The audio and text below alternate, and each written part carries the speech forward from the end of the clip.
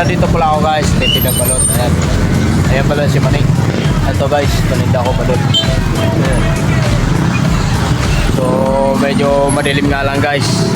Dito yan guys, sa complex. Sport complex.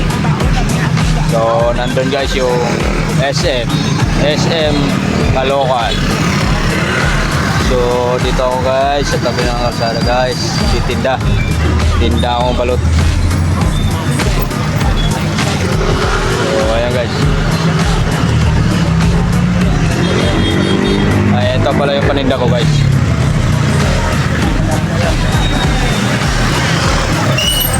So nawala akong trabaho guys, kaya tinda muna akong balot. Nag-a-apply ako ulit guys, trabaho.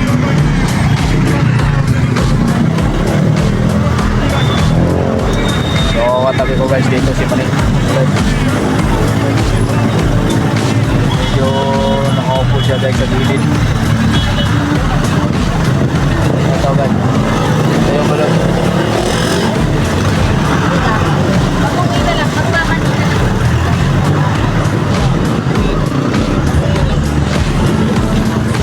Pasensya nyo na guys, madilim.